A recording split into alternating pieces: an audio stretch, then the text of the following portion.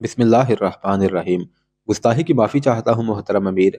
अली बिन सुफियान ने कहा, अगर आप इस लड़की को कुर्बान होने से बचाना चाहते हैं तो हुक्म सादर फरमाइए।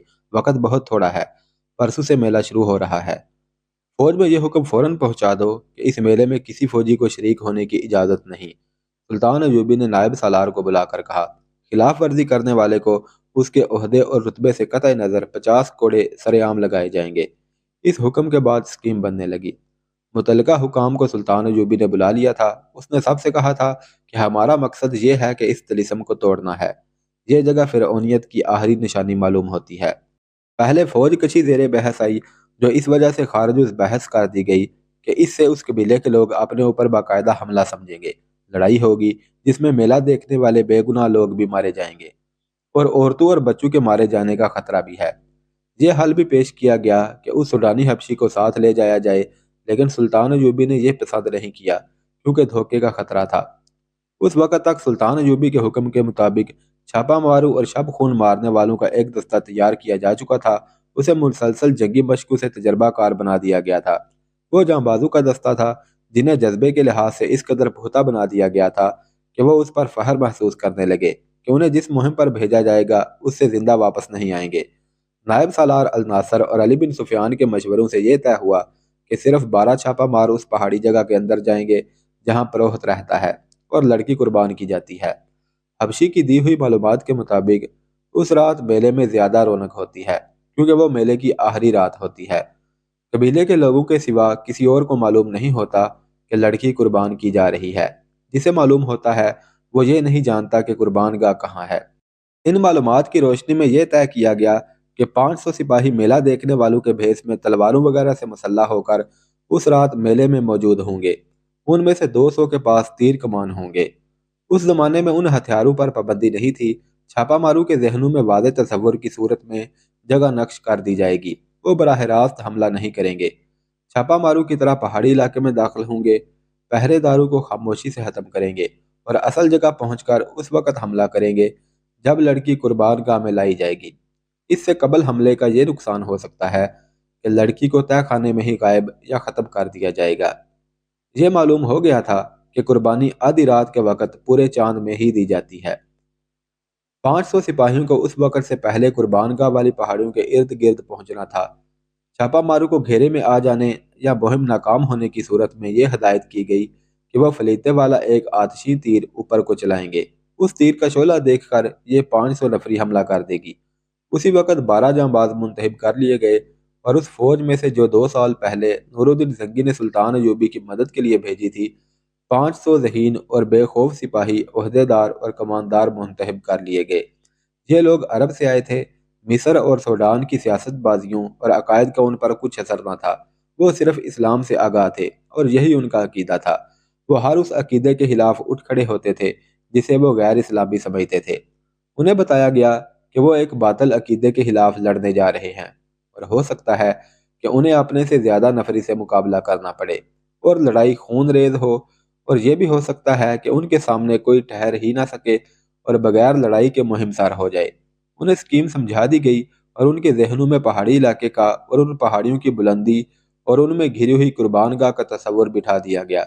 12 जांबाजों को भी उनके हदफ का तस्वर दिया गया। उन्हें ट्रेनिंग बड़ी ही सख्ती से दी गई थी। पहाड़ियों पर चढ़ना और रेगिस्तानों में दौड़ना, भूख और प्यास ऊंट की तरह बर्दाश्त करना उनके लिए मुश्किल नहीं था। कुर्बानी की रात को 6 रोज बाकी थे। 3 दिन और 3 रातें छापा मारू और 500 सिपाहियों को मशक कराई गई। चौथे रोज छापा मारू को ऊंटों पर रवाना कर दिया गया। ऊंटों की म्याना चाल से 1 दिन और आधी रात का सफर था।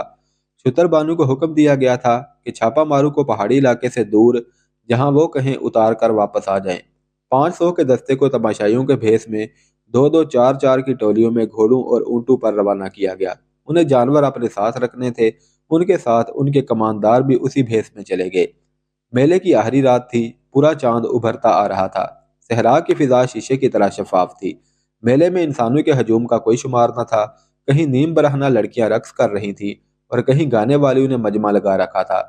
सबसे ज्यादा भीड़ उस चबूतरे के इर्द गिर्द थी जहां लड़कियां नीलाम हो रही थीं। एक लड़की को चबूतरे पर लाया जाता। गाहक उसे हर तरफ से देखते, उसका मुंह खोलकर दांत देखते, बालों को उल्टा पुल्टा कर देखते। جسم کی سختی اور نرمی محسوس کرتے اور بولی شروع ہو جاتی۔ وہاں جوا بھی تھا، شراب بھی تھی، اگر وہاں نہیں تھا تو قانون نہیں تھا۔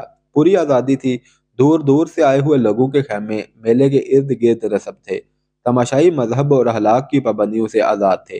انہیں معلوم نہیں تھا کہ ان سے تھوڑی ہی دور جو پہاڑیاں ہیں، ان میں ایک خوبصورت لڑکی کو ذبح کرنے کے لیے تیار کیا جا رہا ہے، اور وہاں ایک انسان دیوتا بنا ہوا ہے۔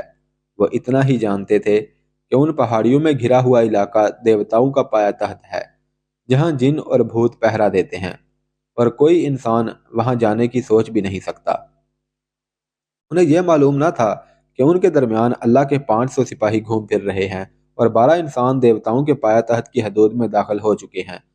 صلاح الدین ایوبی کے 12 چھاپا ماروں کو بتایا گیا تھا کہ پہاڑیوں کے اندرونی علاقے میں داخل ہونے کا راستہ کہاں ہے، لیکن وہاں سے وہ داخل نہیں ہو سکتے تھے کیونکہ وہاں پہرے کا خطرہ تھا۔ انہیں بہت دشوار راستے سے اندر جانا تھا۔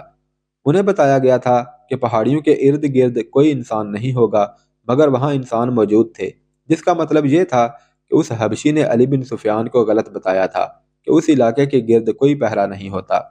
پہاڑیوں کا خطہ 1 میل بھی لمبا نہیں تھا اور اسی قدر چوڑا تھا۔ وہ چونکہ تربیت یافتہ چھاپا مار تھے، اس لیے وہ بکھر کر اور احتیاط سے آگے گئے تھے۔ ایک چھاپا مار کو اتفاق سے ایک درخت کے قریب ایک متحرک سایہ نظر آیا تھا۔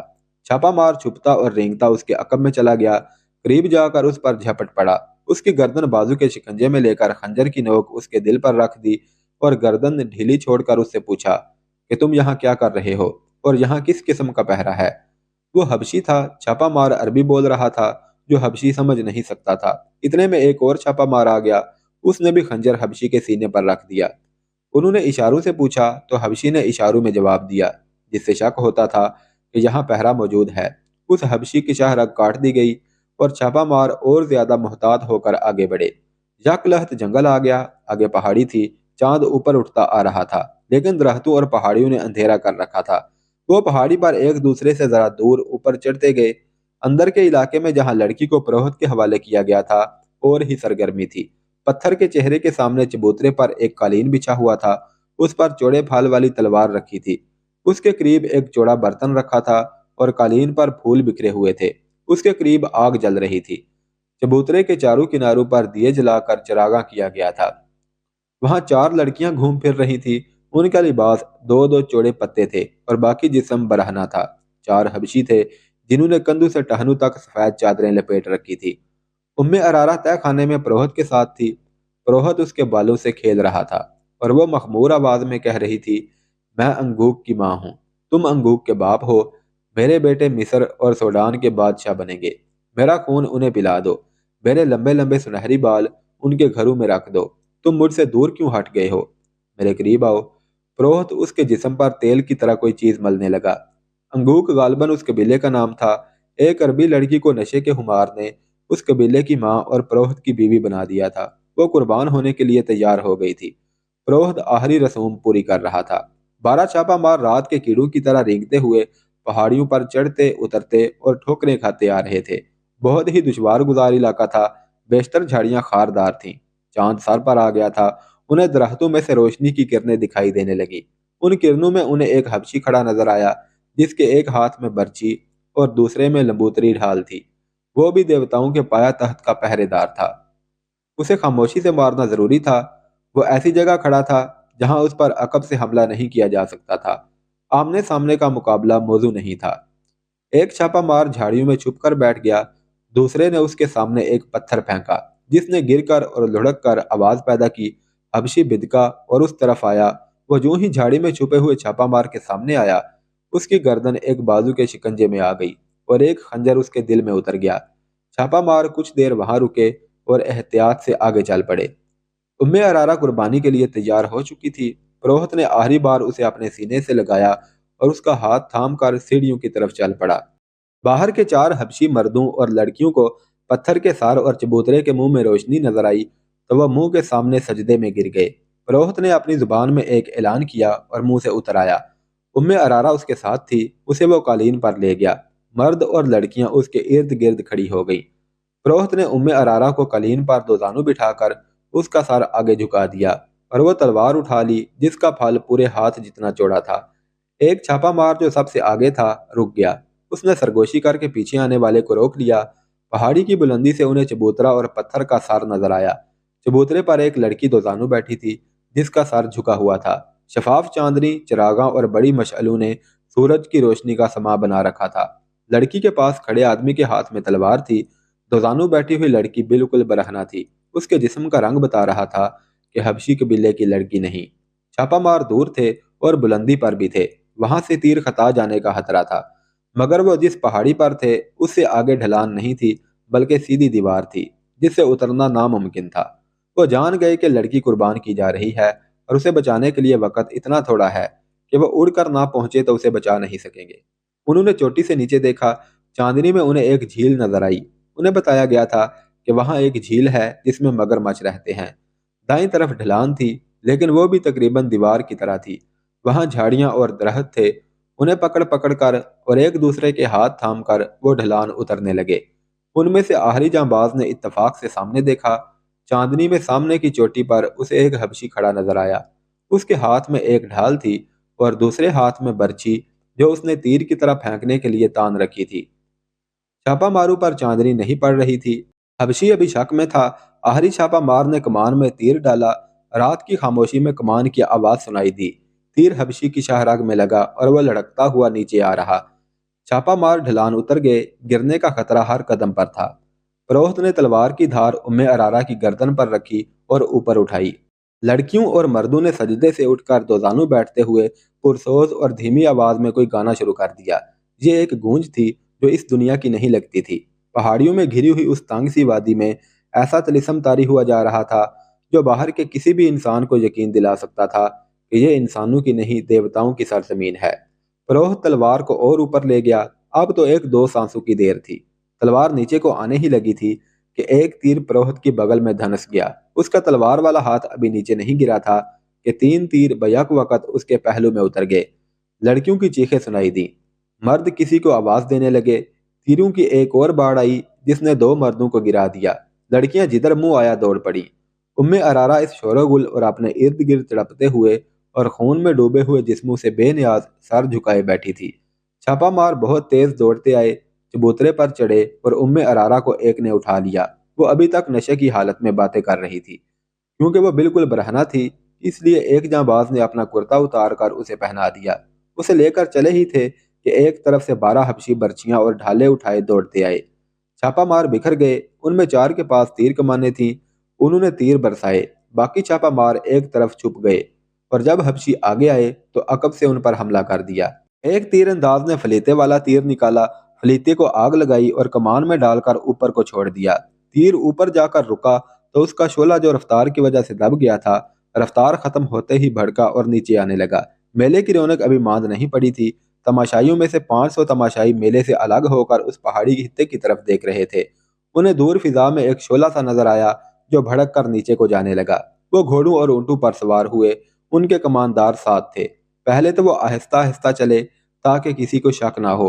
जरा दूर जाकर उन्होंने घोड़े दौड़ा दिए। तमाशाई मेले में शराब, जुए और नाचने गाने वाली लड़कियों और इसमत फरोश औरतों में इतने मगन थे कि किसी को कानो कान खबर ना हुई कि उनके देवताओं पर क्या क्यामत टूट पड़ी है। छापा मार ने इस खतरे की वजह से आछी तीर चला दिया था कि हबशियों की तादाद ज्यादा होगी। मगर फौज वहां पहुंची तो वहां 12-13 लाशें हबशियों की और 2 लाशें छापा मार शहीदों की पड़ी थी। वो बर्छियों से शहीद हुए थे। कमानदारों ने वहां का जायजा लिया, पत्थर के मुंह में गए और तय खाने में जा पहुंचे। वहां उन्हें जो चीजें हाथ लगी वो उठा ली। उनमें एक फूल भी था जो कुदरती नहीं बल्कि कपड़े से बनाया गया था। अहकाम के मुताबिक फौज को वही रहना था, लेकिन पहाड़ियों में छुपकर। छापा मारू ने उम्मे अरारा को घोड़े पर डाला और काहरा की तरफ रवाना हो गए। सुबह तलू हुई। मेले की रौनक खत्म हो गई थी। बेशतर तमाशाई रात शराब पी पी कर अभी तक मदहोश पड़े थे। दुकानदार जाने के लिए माल असबाब बांध रहे थे। लड़कियों के व्यापारी भी जा रहे थे। सहरा में रवाना होने वालों की कतारें लगी हुई थी। मेले के करीब जो गांव था, वहां के लोग बेताबी से उस लड़की के बालों का इंतजार कर रहे थे जिसे रात कुर्बान किया गया था। उस कबीले के लोग जो दूर दराज देहात के रहने वाले थे, पहाड़ी जगह से दूर खड़े देवताओं के मस्कन की तरफ देख रहे थे। उनके बूढ़े उन्हें बता रहे थे कि अभी पुरोहित आएगा, वो देवताओं की खुशनुदी का पैगाम देगा और उनमें बाल तकसीम करेगा। मगर अभी तक कोई नहीं आया था। देवताओं के मस्कन पर सकूत तारी था। उस मुंतजर हजूम को मालूम न था कि वहां फौज मुकीम है और अब वहां से देवताओं का कोई पैगाम नहीं आएगा। दिन गुजरता गया। कबीले के जिन नौजवानों ने कुर्बानी की बातें सुनी थी, उन्हें शक होने लगा कि ये सब झूठ है। दिन गुजर गया। सूरज उन्हीं पहाड़ियों के पीछे जाकर डूब गया। किसी में इतनी जुरत नहीं थी कि वहां जाकर देखता कि प्रोहत क्यों नहीं आया। तबीब को बुला लाओ, सुल्तान अयूबी ने कहा। लड़की पर नशे का असर है। उम्मे अरारा उसके सामने बैठी थी और कह रही थी, मैं अंगूक की माँ हूँ, तुम कौन हो? तुम देवता नहीं हो। मेरा शोहर कहाँ है? मेरा सर काटो और देवता को दे दो। मुझे मेरे बेटों पर कुर्बान कर दो। वो बोले जा रही थी, मगर अब उस पर गनूदगी भी तारी हो रही थी। उसका सर डोल रहा था। तबीब ने आते ही उसकी कैफियत देखी और उसे कोई दवाई दे दी। जरा सी देर में उसकी आंखें बंद हो गईं। उसे लटा दिया गया और वो गहरी नींद सो गई। सुल्तान अयूबी को तफसील से बताया गया कि पहाड़ी खित्ते में क्या हुआ और वहां से क्या मिला है। उसने अपने नायब सालार अल नासर और बहावुद्दीन शद्दाद को हुक्म दिया कि 500 सवार साथ ले जाएं, जरूरी सामान ले जाएं और इस बुत को मिस्मार कर दें, मगर उस जगह को फौज के घेरे में रखें। हमले की सूरत में मुकाबला करें। अगर वो लोग दब जाएं और लड़ ना सकें तो उन्हें वो जगह दिखाकर प्यार और मोहब्बत से समझाएं कि ये महज एक फरेब था। शद्दाद ने अपनी डायरी में, जो अरबी जुबान में लिखी गई थी, इस वाकया को यूं बयान किया है कि वो 500 सवारों के साथ वहां पहुंचा। रहनुमाई उस फौज के कमांडर ने की जो पहले ही वहां मौजूद था। सैकड़ों सूडानी हबशी दूर दूर खड़े थे। उनमें से बाज घोड़ों और ऊंटों पर सवार थे। उनके पास बर्चियां, तलवारें और कमानें थीं। हमने अपने तमाम तर सवारों को उस पहाड़ी जगह के इर्द गिर्द इस तरह खड़ा कर दिया कि उनके मुंह बाहर की तरफ और उनकी कमानों में तीर थे, और जिनके पास कमानें नहीं थी उनके हाथों में बर्चियां थीं। खतरा खून रेज लड़ाई का था। मैं अल नासर के साथ अंदर गया। बुत को देखकर मैंने कहा कि फिरौनों की यादगार है। हबशियों की लाशें पड़ी थी। हर जगह घूम फिर कर देखा। दो पहाड़ियों के दरमियान एक खंडर था जो फिरौनों के वक्तों की खुशनुमा इमारत थी। दीवारों पर उस जमाने की तहरीरें थीं। अल्फाज लकीरों वाली तस्वीरों की मानद थे। कोई शुबा न रहा कि ये फिरौनों की जगह थी। दीवार जैसी एक पहाड़ी के दामन में झील थी, जिसके अंदर और बाहर दो दो कदम लंबे मगरमच्छ थे। झील का पानी पहाड़ी के दामन को काटकर पहाड़ी के नीचे चला गया था। पानी के ऊपर पहाड़ी की छत थी। जगह खौफनाक थी। हमें देखकर बहुत सारे मगरमच्छ किनारे पर आ गए और हमें देखने लगे। मैंने सिपाहियों से कहा कि हबशियों की लाशें झील में फेंक दो, ये भूखे हैं। वो लाशें घसीट कर लाए और झील में फेंक दी। मगरमच्छों की तादाद का अंदाजा नहीं था। पूरी फौज थी। लाशों के सर बाहर रहे और ये सर पानी में दौड़ते पहाड़ी के अंदर चले गए। फिर प्रोहत की लाश आई। उसने दूसरे इंसानों को मगरमच्छों के आगे फेंका था। हमने उसे भी झील में फेंक दिया। दो सिपाही 4 सूडानी लड़कियों को लाए। वो कहीं छुपी हुई और उरियां थी। कमर के साथ एक पत्ता आगे और एक पत्ता पीछे बंधा हुआ था। मैंने और अल नासर ने मुंह फेर लिए। सिपाहियों से कहा कि इन्हें मस्तूर करो। जब उनके जिस्म कपड़ों में छुप गए तो देखा कि वह बहुत खूबसूरत थी, रोती थीं और डरती थीं। हमारे तर्जुमान को उन्होंने वहां का हाल अपनी जुबान में बयान किया, जो बहुत शर्मनाक था। मुसलमान को औरत जात का ये हाल बर्दाश्त नहीं करना चाहिए। औरत अपनी हो, किसी और की हो या काफर हो, इस्लाम उसे बेटी कहता है। उन 4 लड़कियों का बयान जाहिर करता था कि वो फिरौनों को खुदा मानती हैं। उनका कबीला इंसान को खुदा मानता है।